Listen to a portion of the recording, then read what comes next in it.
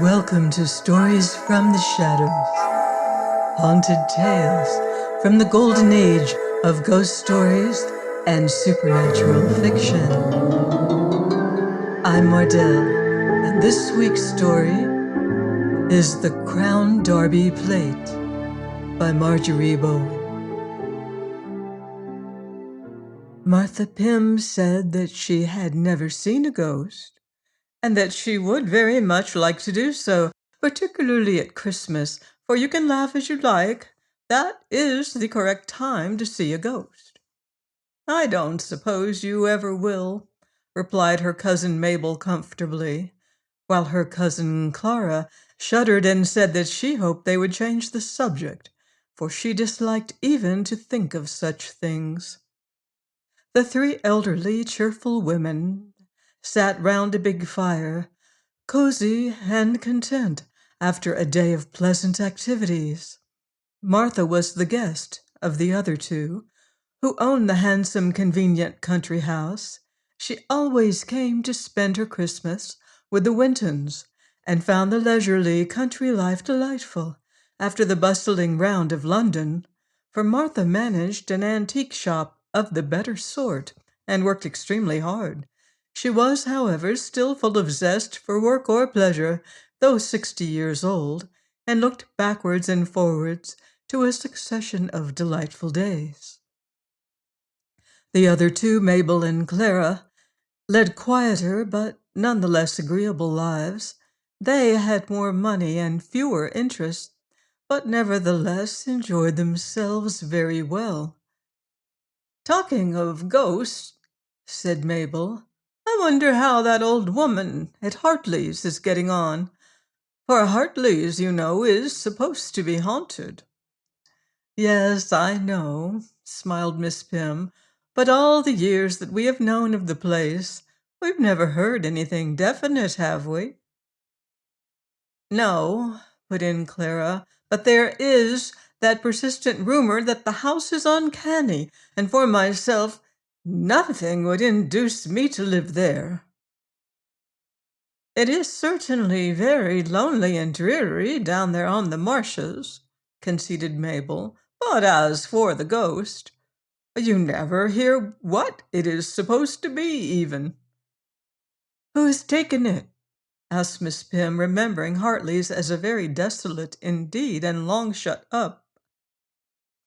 "A Miss Lefane, an eccentric old creature. I think you met her here once 2 years ago." "I believe that I did, but I don't recall her at all." "We have not seen her since. Hartley's is so ungettable.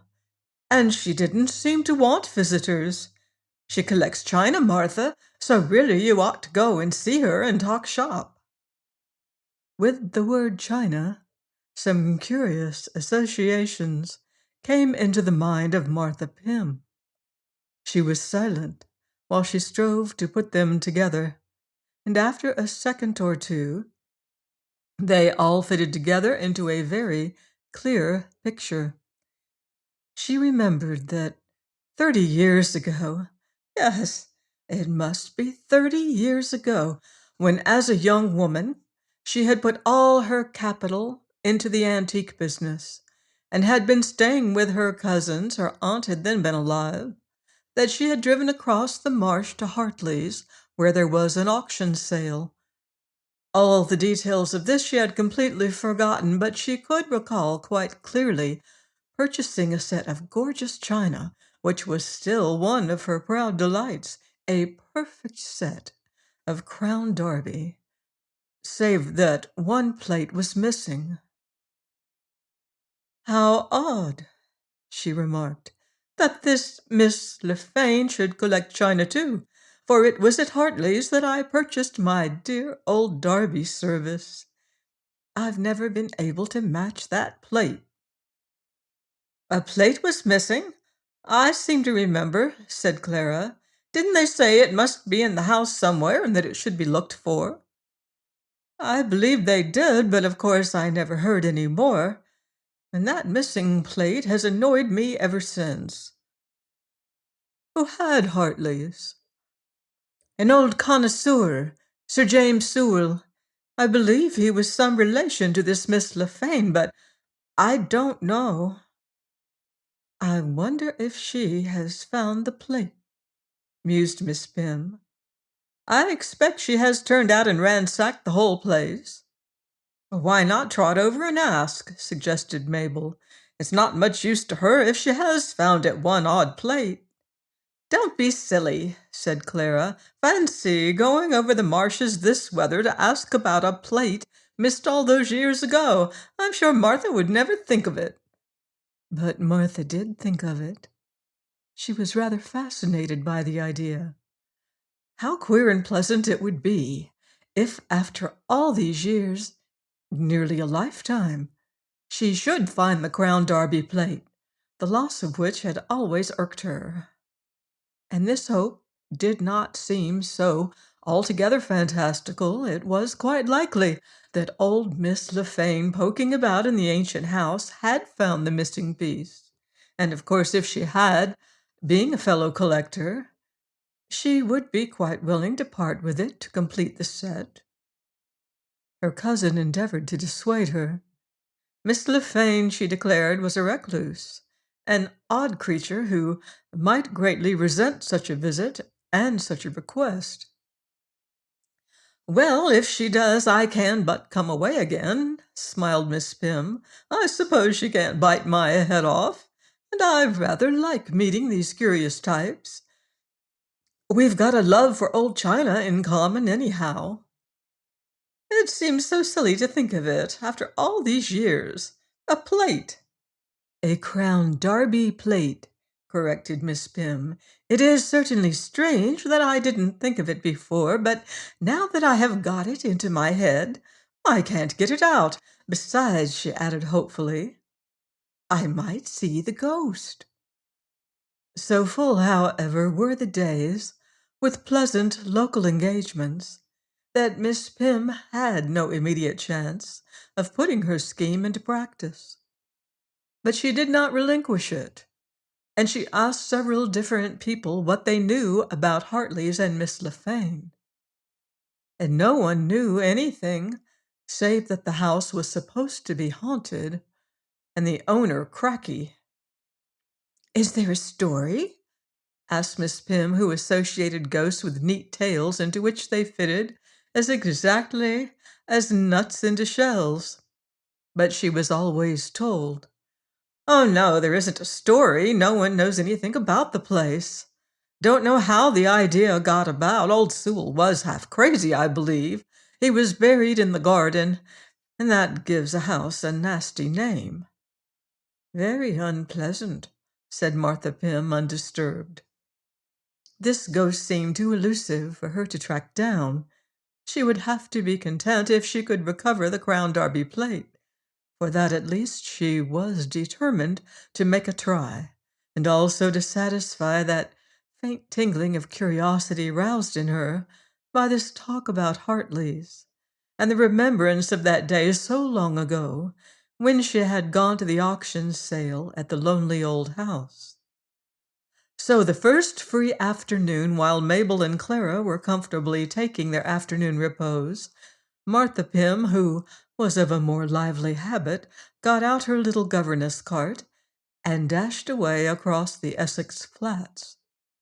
She had taken minute directions with her, but she had soon lost her way. Under the wintry sky, which looked as gray and hard as metal, the marshes stretched bleakly to the horizon.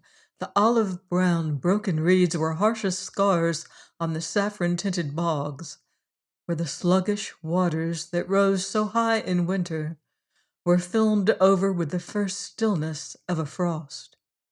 The air was cold, but not keen. Everything was damp.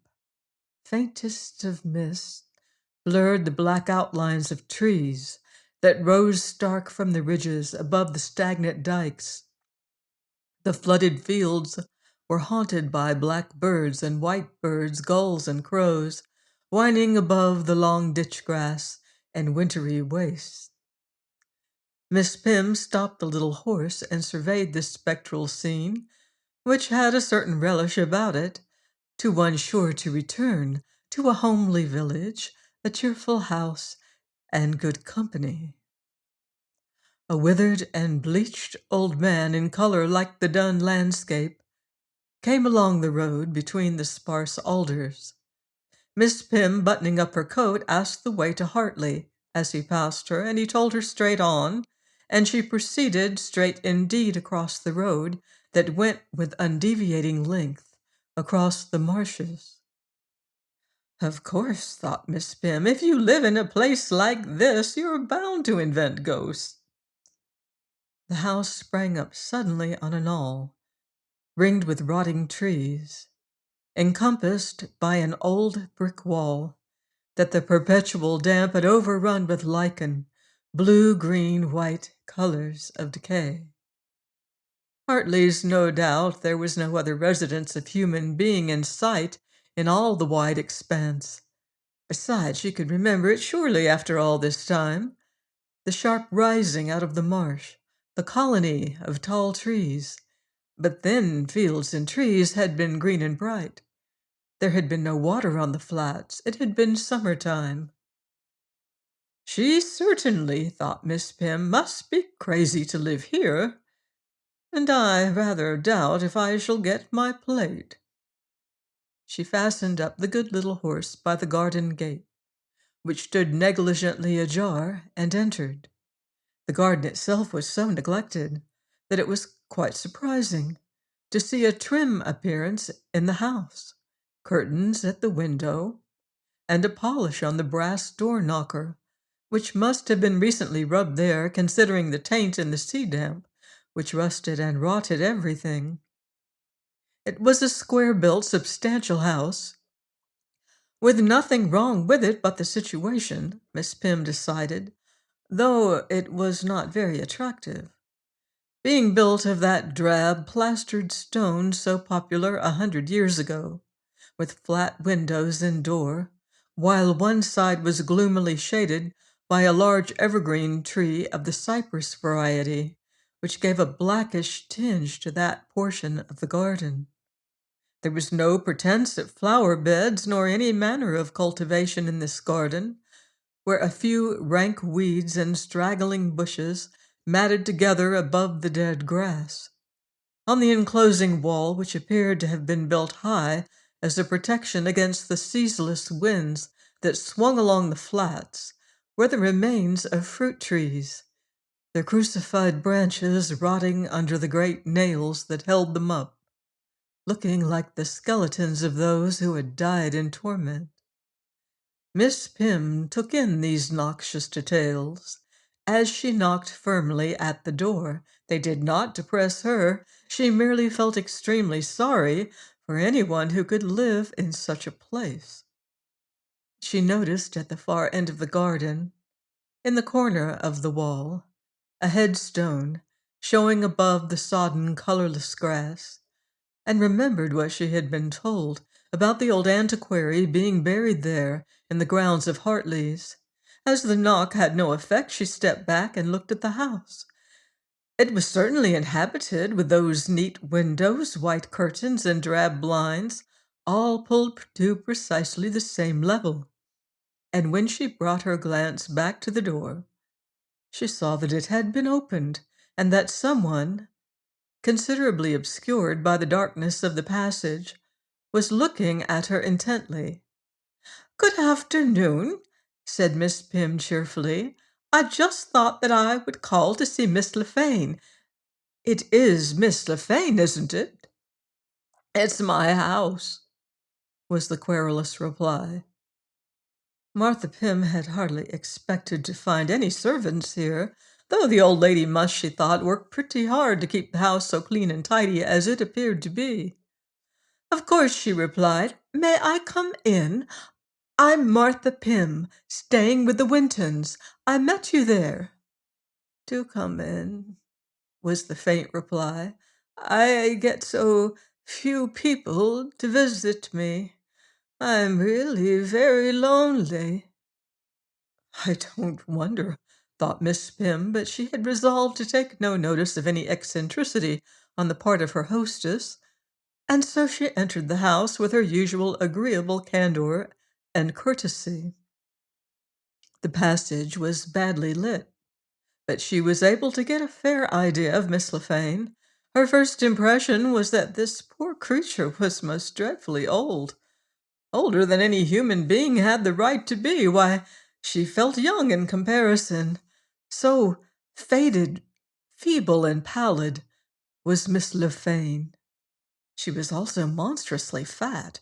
Her gross, flaccid figure was shapeless, and she wore a badly cut full dress of no color at all, but stained with earth and damp, where Miss Pym supposed she had been doing futile gardening. This gown was doubtless designed to disguise her stoutness, but had been so carelessly pulled about that it only added to it, being rucked and rolled all over the place, as Miss Pym put it to herself. Another ridiculous touch about the appearance of the poor old lady was her short hair. Decrepit as she was, and lonely as she lived, she had actually had her scanty relics of white hair cropped round her shaking head. "Dear me, dear me," she said in her thin treble voice, "how very kind of you to come. I suppose you prefer the parlor? I generally sit in the garden." "The garden? But not in this weather." "I get used to the weather. You've no idea how used one gets to the weather." "I suppose so," conceded Miss Pym doubtfully. "You don't live here quite alone, do you?" "Quite alone. Lately I had a little company, but she was taken away. I'm sure I don't know where. I haven't been able to find a trace of her anywhere," replied the old lady peevishly. "Some wretched companion that couldn't stick it, I suppose," thought Miss Pym. "Well, I don't wonder, but someone ought to be here to look after her." They went into the parlor, which the visitor was dismayed to see was without a fire, but otherwise well kept. And there, on dozens of shelves, was a choice array of china, at which Martha Pym's eyes glistened. "Aha!" cried Miss Lefane. "I see. You've noticed my treasures. Don't you envy me? Don't you wish that you had some of those pieces?" Martha Pym certainly did, and she looked eagerly and greedily round the walls, tables, and cabinets, while the old woman followed her with little thin squeals of pleasure. It was a beautiful little collection, most choicely and elegantly arranged, and Martha thought it marvelous that this feeble ancient creature should be able to keep it in such precise order as well as doing her own housework. "Do you really do everything yourself here, and live quite alone?" she asked, and she shivered, even in her thick coat, and wished that Miss Lefane's energy had risen to a fire. But then probably she lived in the kitchen, as these lonely eccentrics often did. "There was someone," answered Miss Lefane cunningly, "but I had to send her away. I told you she's gone. I can't find her, and I'm so glad. Of course," she added wistfully, "it leaves me very lonely, but then I couldn't stand her impertinence any longer. She used to say that it was her house and her collection of china. Would you believe it? She used to try to chase me away from looking at my own things." "How very disagreeable," said Miss Pym, wondering which of the two women had been crazy. "But hadn't you better get someone else?"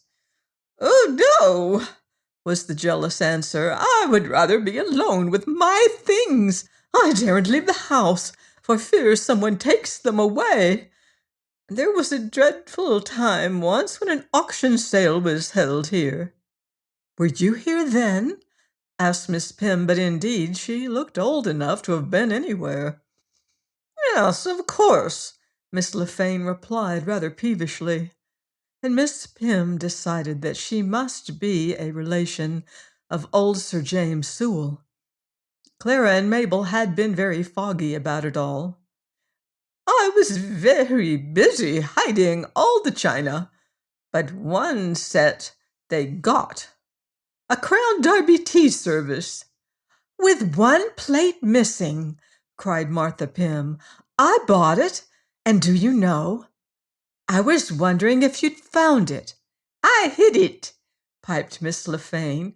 Oh, you did you? Well, that's rather funny behavior. Why did you hide the stuff away instead of buying it? How could I buy what was mine? Old Sir James left it to you then? Asked Martha Pym, feeling very muddled. She bought a lot more, squeaked Miss Lefane, but Martha Pym tried to keep her to the point.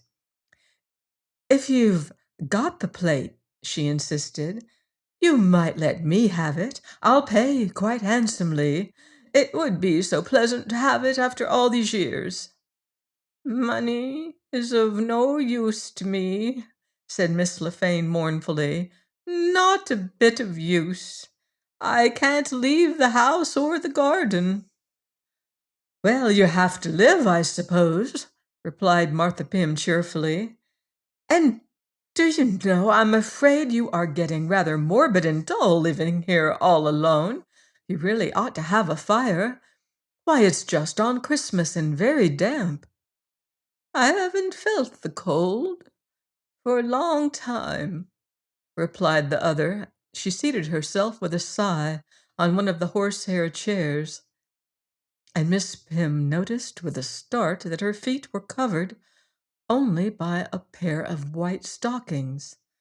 One of those nasty health fiends, thought Miss Pym, but she doesn't look too well for all that.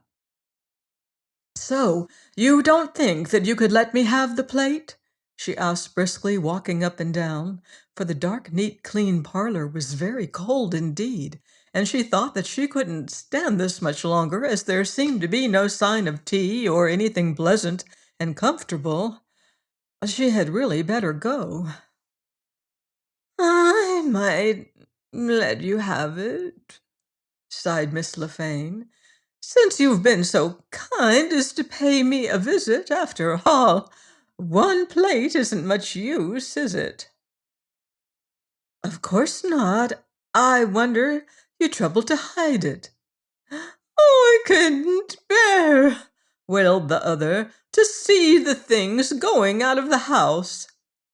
Martha Pym couldn't stop to go into all this. It was quite clear that the old lady was very eccentric indeed, and that nothing very much could be done with her.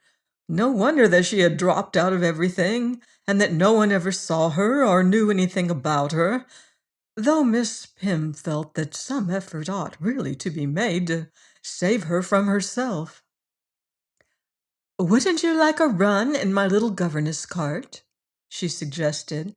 We might go to tea with the Wintons on the way back. They'd be delighted to see you, and I really think that you do want taking out of yourself. I was taken out of myself some time ago, replied Miss Lefane. I really was, and I couldn't leave my things. Though, she added with pathetic gratitude, it is very, very kind of you. Your things would be quite safe, I'm sure, said Martha Pym, humoring her. Who would ever come up here this hour of a winter's day? They do. Oh, they do. And she might come back, prying and nosing and saying that it was all hers, all my beautiful china, hers. Miss Lefane squealed in her agitation and, rising up, ran round the wall, fingering with flaccid yellow hands the brilliant glossy pieces on the shelves. Well, then, I'm afraid that I must go. They'll be expecting me, and it's quite a long ride. Perhaps some other time you'll come and see us?" "Oh, must you go?" quavered Miss Lefane dolefully. "I do like a little company now and then, and I trusted you from the first. The others, when they do come, are always after my things, and I have to frighten them away." "Frighten them away?" replied Martha Pym. "However do you do that?" "It doesn't seem difficult. People are so easily frightened, aren't they?" Miss Pym suddenly remembered that Hartley's had the reputation of being haunted. Perhaps the queer old thing played on that. The lonely house with the grave in the garden was dreary enough around which to create a legend. "I suppose you've never seen a ghost?" she asked pleasantly. "I'd rather like to see one, you know." "There's no one here but myself," said Miss Lefane. "So you've never seen anything? I thought it must be all nonsense. Still, I do think it rather melancholy for you to live here all alone." Miss Lefane sighed. "Yes, it is very lonely. Do stay and talk to me a little longer." Her whistling voice dropped cunningly. "And I'll give you the Crown Derby plate." "Are you sure you've really got it?" Miss Pym asked. "I'll show you." Fat and waddling as she was, she seemed to move very lightly as she slipped in front of Miss Pym and conducted her from the room, going slowly up the stairs. Such a gross, odd figure in that clumsy dress, with the fringe of white hair hanging onto her shoulders. The upstairs of the house was as neat as the parlor, everything well in its place. But there was no sign of occupancy. The beds were covered with dust sheets. There were no lamps or fires set ready. "I suppose," said Miss Pym to herself, "she doesn't care to show me where she really lives." But as they passed from one room to another, she could not help saying, "Where do you live, Miss Lefane?" "Mostly in the garden," said the other. Miss Pym thought of those horrible health huts that some people indulged in. "Well, sooner you than I," she replied cheerfully. In the most distant room of all, a dark, tiny closet, Miss Lefane opened a deep cupboard and brought out a Crown Derby plate, which her guest received with a spasm of joy, for it was actually that missing from her cherished set. "It's very good of you," she said in delight. "Won't you take something for it, or let me do something for you?" "You might come and see me again," replied Miss Lefane wistfully. "Oh, yes, of course, I should like to come and see you again." But now that she had got what she had really come for, the plate, Martha Pym wanted to be gone. It was really very dismal and depressing in the house, and she began to notice a fearful smell. The place had been shut up too long. There was something damp rotting somewhere in this horrid little dark closet, no doubt. "I really must be going," she said hurriedly. Miss Lefane turned as if to cling to her, but Martha Pym moved quickly away. "Dear me," wailed the old lady. "Why are you in such haste?" "There's a smell," murmured Miss Pym rather faintly. She found herself hastening down the stairs with Miss Lefane complaining behind her. "How peculiar people are! She used to talk of a smell." "Well, you must notice it yourself." Miss Pym was in the hall. The old woman had not followed her, but stood in the semi-darkness at the head of the stairs, a pale, shapeless figure. Martha Pym hated to be rude and ungrateful, But she could not stay another moment. She hurried away and was in her cart in a moment. Really, that smell! Goodbye, she called out with false cheerfulness, and thank you so much. There was no answer from the house. Miss Pym drove on. She was rather upset, and took another way than that by which she had come, a way that led past a little house raised above the marsh. She was glad to think that the poor old creature at Hartley's had such near neighbors, and she reined up the horse, dubious as to whether she should call someone and tell them that poor old Miss LeFane really wanted a little looking after, alone in a house like that, and plainly not quite right in her head. A young woman, attracted by the sound of the governess cart, came to the door of the house and, seeing Miss Pym, called out, asking if she wanted the keys of the house. "What house?" asked Miss Pym. "Hartley's, mum. They don't put a board out, as no one is likely to pass, but it's to be sold. Miss LeFane wants to sell or let it." "I've just been up to see her." "Oh, no, mum, she's been away a year, abroad somewhere, couldn't stand the place. It's been empty since then. I just run in every day and keep things tidy." Loquacious and curious, the young woman had come to the fence. Miss Pym had stopped her horse. "Miss LeFane is there now," she said. "She must have just come back." "She warn't there this morning, mum. 'Tisn't likely she'd come, either. Fair scared she was, mum, fair chased away. Didn't dare move her china. Can't say I've noticed anything myself, but I never stay long, and there's a smell." "Yes," murmured Martha Pym faintly, "there's a smell. What what chased her away?" The young woman, even in that lonely place, lowered her voice.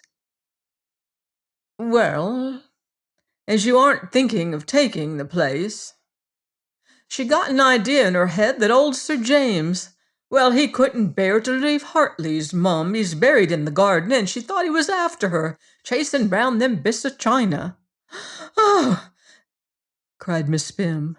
"Some of it used to be his. She found a lot of stuffed away. He said they were to be left in Hartley's, but Miss LeFane would have the things sold, I believe. Oh, that's years ago." "Yes, yes," said Miss Pym with a sick look. "You don't know what he was like, do you?" "No, mum, but I've heard tell he was very stout and very old. Wonder who it was you saw up at Hartley's." Miss Pym took a Crown Derby plate from her bag. "You might take that back when you go," she whispered. "I shan't want it after all." Before the astonished young woman could answer, Miss Pym had darted off across the marsh. That short hair, that earth-stained robe, the white socks. I generally live in the garden. Miss Pym drove away breakneck speed, frantically resolving to mention to no one that she had paid a visit to Hartley's, nor to lightly again bring up the subject of ghosts. She shook and shuddered in the damp, trying to get out of her clothes and her nostrils that indescribable smell. Join me next week on Stories from the Shadows for another spine-tingling tale of the unseen and the unknown. Until then, I wouldn't blame you if you leave the lights on.